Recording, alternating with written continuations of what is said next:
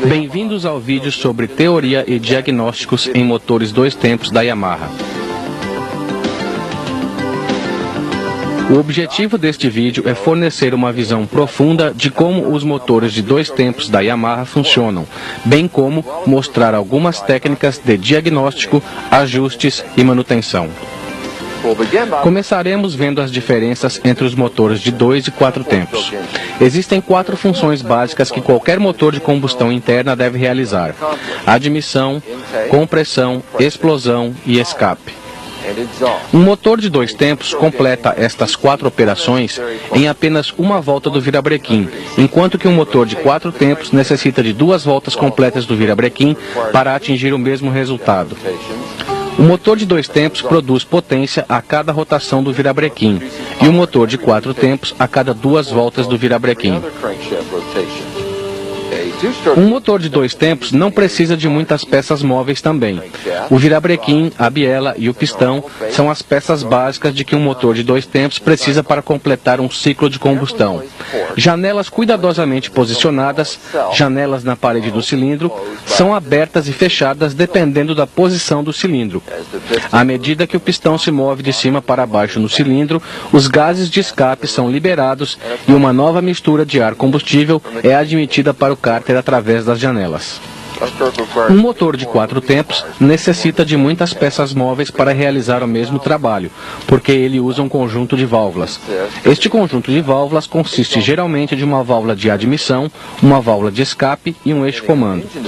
Dependendo do projeto do motor, o conjunto de válvulas pode necessitar também de balancins, tuchos e hastes. Isto torna o motor de 4 tempos um método muito mais complicado e caro de se conseguir combustão interna. Devido ao fato de que os motores de 2 tempos usam a carcaça como parte do processo de admissão, existe outra diferença óbvia em relação aos motores de 4 tempos. O óleo de lubrificação é misturado com a mistura ar-combustível ao invés de circular em um sistema de lubrificação que usa um cárter. Cada tipo tem as suas vantagens, é claro. Portanto, o tipo de aplicação do motor torna-se um fator importante para escolher que tipo de motor um determinado produto deve ter. As características de peso e potência, por exemplo, devem ser levadas em consideração. A grande potência de um motor de 2 tempos em relação ao seu tamanho é geralmente escolhido para motocicletas de motocross, motores de polpa e veículos aquáticos. Um motor de 4 tempos é mais usado em produtos onde características diferentes de potência são necessárias, e o peso não é um fator de grande importância, como em uma motocicleta grande e em ATVs. Agora que já cobrimos as diferenças básicas entre os motores de 2 e 4 tempos, vamos dar uma olhada no funcionamento do motor de combustão interna de 2 tempos. Embora o projeto seja simples, o processo de combustão dos motores de 2 tempos é um pouco complicado. O processo de admissão começa quando o pistão inicia o seu movimento para cima. À medida que o pistão sobe, é criado um vácuo dentro do cárter. O efeito do vácuo faz com que o ar seja admitido no cárter pelo carburador. À medida que o vácuo admite ar pelo carburador, ele também admite combustível pela cuba do carburador para formar a mistura ar-combustível. Uma vez que o pistão atinge o ponto morto superior e começa a descer, a mistura no cárter é comprimida. A mistura não pode escapar de volta pela janela de admissão porque ela está bloqueada pelo pistão, ou pela válvula de palhetas, ou em alguns projetos por uma válvula rotativa. À medida que o pistão continua a descer, as janelas de transferência do cilindro estão abertas. A mistura comprimida no cárter é forçada através dessas janelas para a câmara de combustão. Então, o pistão começa a subir, fechando as janelas de transferência. O movimento contínuo de subida do pistão comprime a mistura na câmara de combustão, enquanto cria também um vácuo que admite uma nova mistura para o próximo ciclo. Um pouco antes de o pistão atingir o ponto morto superior, a vela de ignição explode a mistura comprimida. O calor e a pressão da explosão da mistura forçam o pistão para baixo no tempo de explosão. O tempo de explosão também comprime a nova mistura de combustível no cárter, preparando o próximo processo de transferência. Mas antes que a nova mistura entre na câmara de combustão, o topo do pistão abre a janela de escape. Isto libera os gases queimados para o tubo de escape. O pistão continua sua descida. As janelas de transferência ficam abertas novamente, permitindo que a mistura comprimida entre para a câmara de combustão. A nova mistura que está entrando empurra a mistura queimada para fora pela janela de escape, em um processo chamado de limpeza, o qual mostraremos mais tarde.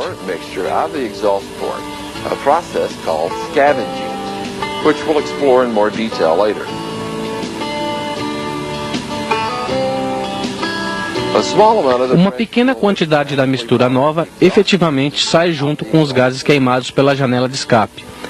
Esta mistura, no entanto, é empurrada de volta para a câmara de combustão por uma onda de pressão negativa criada no tubo de escape. Obviamente, o projeto do sistema de escape desempenha um papel importante, de modo que a onda de pressão é ajustada para não desperdiçar a nova mistura, empurrando-a de volta para a câmara de combustão antes que o pistão feche a janela de escape em sua subida. Apresentaremos este efeito com maiores detalhes mais tarde. Agora vamos dar uma olhada em dois projetos de admissão usados pela Yamaha. O primeiro e menos complicado é o projeto da janela do pistão. Em um sistema de indução da janela do pistão, a saia do pistão é usada para controlar a abertura e o fechamento da janela de admissão. O projeto é tipicamente usado em aplicações onde uma larga faixa de potência não é um fator crítico, como snowmobiles e karts. O desenho da janela do pistão não oferece uma larga faixa de potência porque está restrito a uma sincronização simétrica do ponto da janela. Isso significa que o ponto de abertura da janela de admissão é o mesmo ponto para o fechamento, relativo ao ângulo de rotação do virabrequim.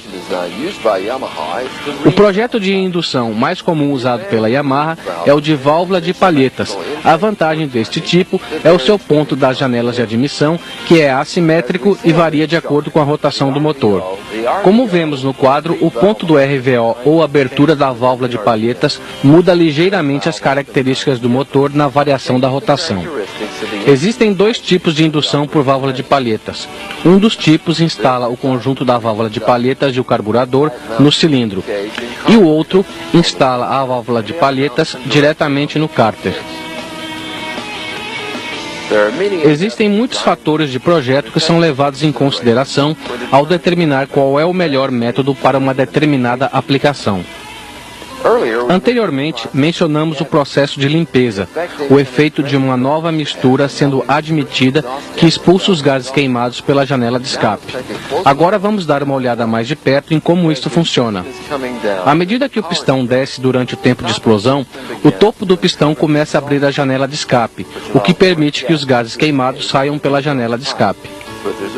Mas existe um problema. A pressão dentro da câmara de combustão cai antes que todo o gás tenha sido expulso. A menos que ele seja retirado, este gás remanescente permanecerá na câmara de combustão com a mistura nova, reduzindo a eficiência do próximo tempo de explosão. É aí que entra a limpeza. Antes que a janela de escape abra totalmente e a pressão na câmara de combustão caia, a janela de transferência começa a abrir. Isto permite que a pressão da nova mistura ar-combustível, vinda da parte de baixo do pistão, seja transferida para a câmara de combustão. Isso aumenta a pressão na câmara de combustão e empurra o resto dos gases queimados para o tubo de escape.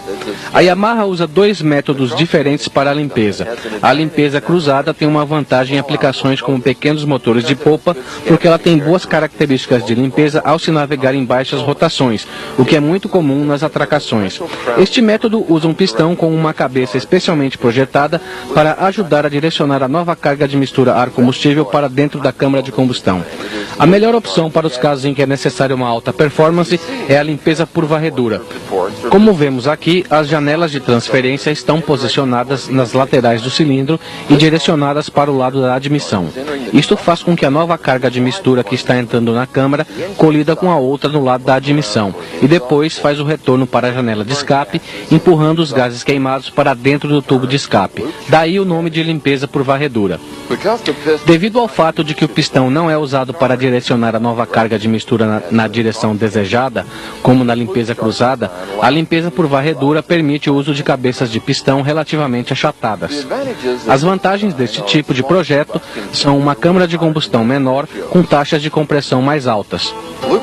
A limpeza por varredura, portanto, fornece uma maior potência do que um motor da mesma capacidade e com um projeto de limpeza diferente. Além disso, tem menos tendência de apresentar pré-ignição ou detonação, os quais ocorrem devido a pontos quentes na cabeça do pistão. O desenho da janela é um fator importante em um motor que faz limpeza por varredura. A localização das janelas no cilindro e seu tamanho e altura, relativas ao curso do pistão, afetam as características de potência do motor. Vamos comparar uma motocicleta de corrida com um motor de popa de pequeno porte. A motocicleta necessita constantemente de altas rotações com abertura e fechamentos do acelerador. O motor de popa, por outro lado, na maior parte do tempo, é usado em baixa velocidade, baixas rotações e variação mínima da abertura do acelerador. As necessidades de ponto das janelas destes dois motores são inteiramente diferentes. O ponto das janelas de um motor de dois tempos é fixo, portanto os projetos das janelas são muito críticos para determinadas aplicações. E o que funciona bem para uma aplicação pode não funcionar bem em outra. Felizmente, com o passar dos anos, a tecnologia dos motores de dois tempos encontrou uma forma de diminuir este efeito. Essa tecnologia é melhor conhecida como válvula de potência. Esta válvula se move para cima ou para baixo em relação à janela de escape. Uma haste mecânica ou um servomotor controlam a posição da válvula de potência para que a janela de escape abra mais tarde para uma boa potência em baixa e para que gradualmente abra mais cedo à medida que a rotação aumenta, para ter uma boa potência em rotações médias e altas. A válvula de potência efetivamente muda o ponto fixo da janela de escape para um ponto variável, tornando o motor capaz de fornecer uma potência maior e uma faixa de rotação maior. O projeto do sistema de escape é outro ponto crítico para o ponto das janelas e deve ser construído de forma a corresponder à aplicação do motor. Como vimos anteriormente, uma parte da nova mistura de ar combustível entrando na câmara de combustão é perdida pela janela de escape, pois ela segue os gases queimados. Um sistema de escape bem projetado para o motor envia uma onda de pressão negativa perfeita para a janela de escape e empurra a mistura ar-combustível de volta para a câmara de combustão.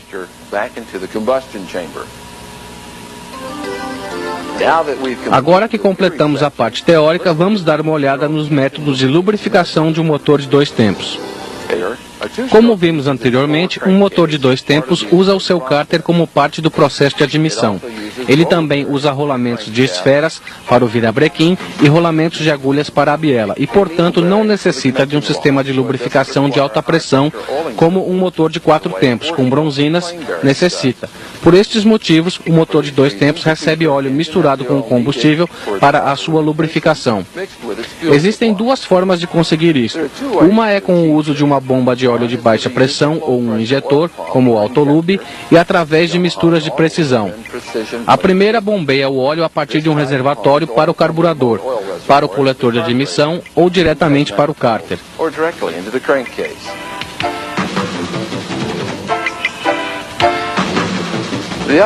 O outro método chama-se pré-mix. O óleo é simplesmente misturado previamente com a gasolina de acordo com uma proporção pré-determinada e colocado no tanque de combustível. Ambos os sistemas funcionam muito bem, mas ambos têm vantagens e desvantagens. Uma vantagem de um sistema do tipo Autolube sobre o pré-mix é a comodidade. Não há a necessidade de se misturar o óleo com a gasolina. Isto atende melhor aplicações do tipo motocicletas street, scooters, snowmobiles, veículos aquáticos e motores de polpa de grande porte, onde o reabastecimento é constante e muito combustível é consumido. Assim se elimina a necessidade de misturar o óleo com a gasolina a cada reabastecimento. Outra vantagem é a economia. Um motor de polpa de alta performance, por exemplo, pode necessitar de uma mistura rica, 50:1, com um acelerador totalmente aberto, mas de apenas 200:1 em marcha lenta. Portanto, este sistema envia a quantidade certa de óleo para cada condição de funcionamento para garantir uma lubrificação econômica.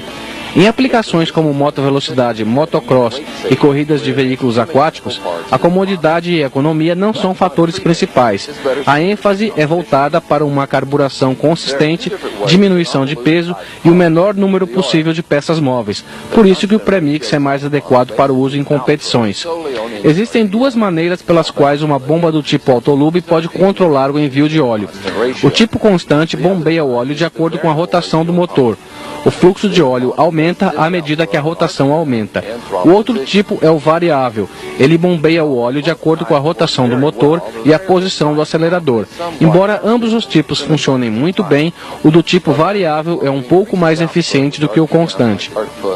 Uma bomba do tipo variável aumenta seu fluxo com a rotação, assim como a do tipo constante, mas também pode controlar o aumento deste fluxo baseada na abertura do acelerador. Uma maior quantidade de óleo é necessária em aberturas maiores do acelerador do que em aberturas menores. Os sistemas com bomba do tipo constante, do tipo variável e premix podem ser usadas em suas diferentes aplicações. Portanto, um mecânico tem que conhecer e trabalhar com as três. Sabendo exatamente como um motor de 2 tempos funciona, torna-se muito mais fácil entender como realizar diagnósticos em motores de 2 tempos com problema. Existem 3 sistemas a se considerar ao diagnosticar problemas em um motor, seja ele de 2 ou de 4 tempos: o mecânico, elétrico e de combustível. Um defeito em um destes 3 sistemas resultará em um desempenho fraco, ou até pior, um motor que não funcionará. Vamos dar uma olhada em algumas técnicas básicas de diagnóstico, envolvendo os 3 sistemas.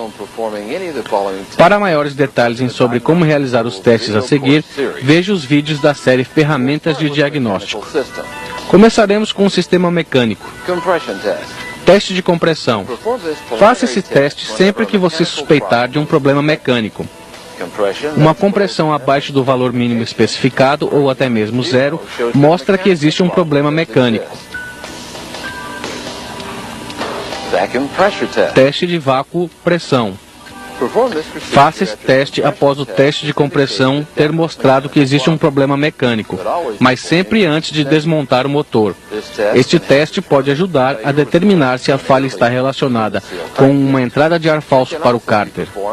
Ele também pode ser feito após realizar um reparo no motor para garantir que entradas de ar falso foram eliminadas. Agora vamos dar uma olhada no sistema elétrico. Testador dinâmico de faísca. Este aparelho o ajudará a determinar se uma falha de ignição está relacionada ao sistema de ignição. Testador de CDI ou testador Y1. Você pode usar este aparelho para determinar qual componente do sistema de ignição está danificado, desde que esteja confirmado que o problema é de ignição. Medidor de voltagem de pico. Este medidor é outro equipamento muito útil para se determinar qual componente do sistema de ignição está com defeito. Testador de bobina de ignição. Se a condição da bobina de ignição estiver sob suspeita, verifique a sua condição com este aparelho. Por último, o sistema de combustível. Medidor de nível de combustível, usado para determinar se o nível incorreto de combustível é a causa de um problema de funcionamento relacionado ao combustível.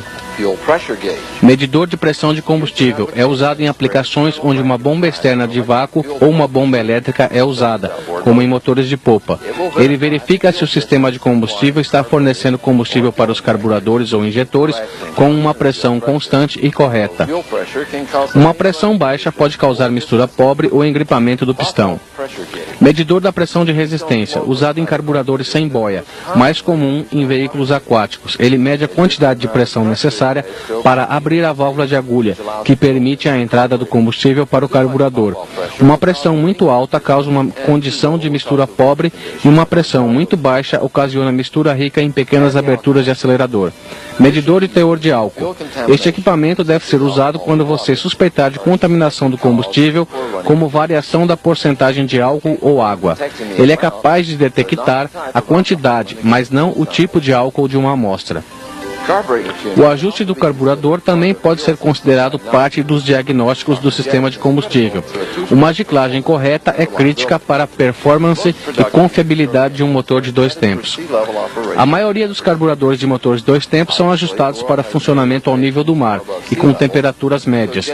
Obviamente, o mundo tem muitos locais com altitudes diferentes do nível do mar.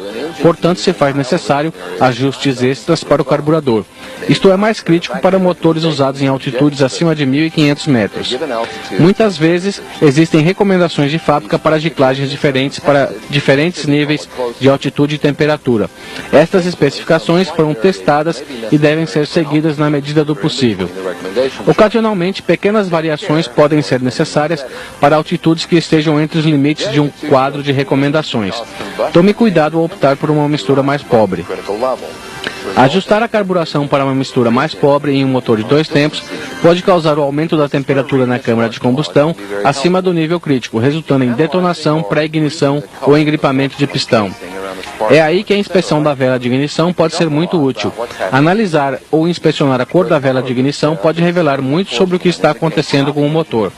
A cor da ponta e do centro da porcelana indica como o motor está sendo conduzido em baixa e médias rotações, enquanto que o fundo da porcelana indica como é o comportamento em altas rotações.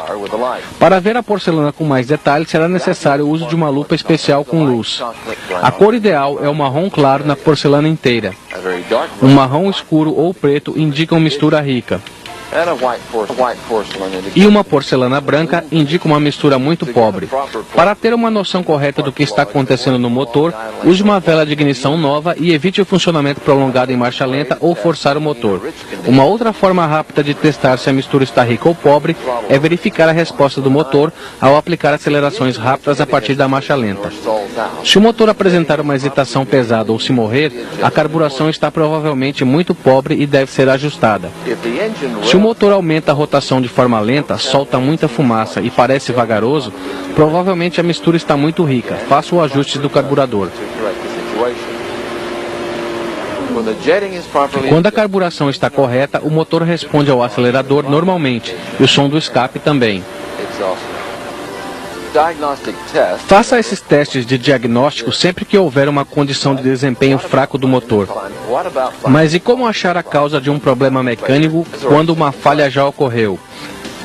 É importante diagnosticar a causa de uma falha mecânica depois que ela ocorre para evitar que volte a ocorrer depois de realizar o reparo no motor. A falha mecânica mais comum em motores de 2 tempos é a falha do pistão, e existem muitas razões que podem causar isto. Os tipos de falha que apresentaremos são as seguintes: quebra do pistão, detonação e pré-ignição, engripamento. Como vimos anteriormente, é muito importante fazer o teste de vácuo-pressão antes de desmontar o motor. Depois que o motor está desmontado, é impossível verificar se a falha ocorreu por uma entrada de ar falso pelo cárter. Primeiro vamos dar uma olhada nos travamentos de pistão. Se a saia do pistão estiver quebrada, mas se o pistão apresentar poucos ou nenhum sinal de engripamento, a falha foi causada provavelmente por uma folga excessiva entre cilindro e pistão. A quebra do pistão também pode ser causada pelo excesso de rotação aplicado ao motor. Geralmente, isto causa danos catastróficos ao motor, mas a evidência mais comum para o excesso de rotação está no pino do pistão, que parece ter sido arrancado do pistão. Agora vamos ver algumas falhas causadas por detonação e pré-ignição. A detonação é causada pelo aumento da pressão e calor extremo na câmara de combustão, que resulta numa queima muito rápida da mistura de combustível. Ao invés de queimar de forma parelha para gerar um tempo de explosão mais suave, a mistura explode. As explosões causadas pela detonação danificam o pistão e geralmente acabam com o lado de escape da cabeça do pistão. Em casos extremos, pode haver erosão no lado do escape do pistão em volta da área dos anéis e pode também mostrar sinais de engripamento. A pré-ignição é resultado da ignição da mistura ar-combustível antes de ocorrer a faísca da vela. A mistura já está começando a queimar quando a vela emite a faísca. As duas chamas colidem, causando uma grande pressão, calor e vibrações. Uma falha causada por pré-ignição geralmente resulta em um furo na cabeça do pistão. Esta falha gera a falta de compressão no cilindro. Algumas das causas da pré-ignição são as seguintes: mistura pobre, entrada de ar falso, ponto de ignição avançado, octanagem do combustível muito baixa, combustível contaminado por água ou excesso de álcool, ou pontos quentes na câmara de combustão. Os pontos quentes podem ser causados por um pedaço da junta do cabeçote passando para dentro da câmara de combustão, um pedaço de carvão incandescente na cabeça do pistão, ou qualquer outra peça pontuda que fique incandescente durante a combustão. Outro tipo de falha do pistão é devido a engripamentos. O engripamento resulta quando a temperatura do pistão se torna tão alta que o pistão efetivamente derrete e adere na parede do cilindro. O engripamento geralmente ocorre quando a mistura ar-combustível está muito pobre ou quando existe falha de lubrificação. Aqui vemos um pistão que engripou devido a uma mistura pobre. Geralmente o pistão apresentará marcas no lado do escape na região da saia e em volta da área do pino. Ao tentar descobrir as causas de uma condição de mistura pobre, verifique a carburação ou uma entrada de ar falso na área do cárter. Aqui está um pistão que engripou por falta de lubrificação. Engripamentos resultantes de problemas de lubrificação apresentam riscos profundos em toda a volta do pistão. Sem o filme de óleo, o pistão raspa na parede do cilindro até um ponto em que o calor gerado é tão grande que o material do pistão se solda no cilindro. Independente do tipo de falha encontrada, é extremamente crítico achar e corrigir a causa. Apenas trocar as peças danificadas geralmente implica em uma nova falha. A última seção deste vídeo tratará da manutenção dos motores de dois tempos. Como em qualquer tipo de motor, a manutenção é uma peça vital do prolongamento da vida de um motor de dois tempos. Uma das coisas mais importantes é o filtro de ar. Algumas motos street usam um filtro de papel descartável, enquanto que motos off-road usam filtro de espuma laváveis. Nos dois casos, o acompanhamento do estado do filtro é muito importante, especialmente após a condução em locais com muita poeira, sujeira ou sob chuva. Se o filtro ficar saturado de sujeira, a mistura ficará muito rica, ou até pior, a sujeira passará pelo filtro. A sujeira age como uma lixa no motor, causando um desgaste excessivo. Uma folga excessiva entre pistão e cilindro será o resultado mais comum, a qual, como vimos antes, pode causar uma quebra da saia do pistão, caso não seja feita a manutenção adequada. É importante seguir os procedimentos recomendados de manutenção e limpeza do filtro de ar. Um filtro de papel pode ser simplesmente substituído por um novo, mas um filtro de espuma deve ser lavado cuidadosamente com querosene ou com água com sabão, secado e depois lubrificado com óleo de motores de dois tempos. O óleo ajuda a fazer com que a sujeira fique presa no filtro. Ao reinstalar o filtro, verifique se não existem folgas por onde a sujeira possa passar. Como o óleo dois tempos queima junto com a gasolina, ele tende a criar depósitos de carvão muito mais depressa do que em motores de quatro tempos. O excesso de carbonização aumenta a compressão dentro da câmara de combustão. Isto pode eventualmente levar à pré-ignição proveniente de um pedaço de carvão incandescente ou à detonação por causa da compressão muito alta para o combustível recomendado. Por esta razão, é necessário remover o cabeçote e fazer a descarbonização do cabeçote e da cabeça do pistão. Uma forma de prevenir o aparecimento de carvão é usar um aditivo para combustível de limpeza de depósitos de carvão, como o Yamaha Ring Free. O uso periódico desse produto ajuda a prevenir o aparecimento de depósitos de carvão na câmara de combustão, bem como prevenir a vitrificação em volta dos anéis. Ocasionalmente será necessário também trocar anéis e pistão. O intervalo varia consideravelmente, dependendo da aplicação e com que regularidade são feitas as manutenções. Ao longo do tempo, um desgaste natural aumentará a folga entre cilindro e pistão. O resultado será um aumento do ruído mecânico. Este ruído geralmente é chamado de batida de saia e é causado pela saia do pistão batendo na parede do cilindro quando é mudada a direção do curso dentro do diâmetro do cilindro. Se esta condição não for corrigida, pode ocorrer a quebra do pistão. A preparação para um período de armazenamento prolongado também é uma parte muito importante na manutenção preventiva, principalmente em aplicações como snowmobiles, motores de polpa e veículos aquáticos que só são usados durante uma época do ano e podem ficar vários meses sem funcionar. Nestes casos é necessário tomar algumas precauções para garantir que o motor estará em boas condições quando for ser usado novamente. O primeiro passo é abastecer completamente o tanque de combustível e o tanque do injetor de óleo, se for o caso. Isto previne a condensação no interior do tanque. Depois, para estabilizar o combustível, adicione a quantidade recomendada de estabilizador. Isto ajudará a manter o combustível normalizado durante o armazenamento. Funcione o motor o tempo suficiente para permitir ao estabilizador percorrer o sistema de combustível. O próximo passo é pulverizar óleo no motor.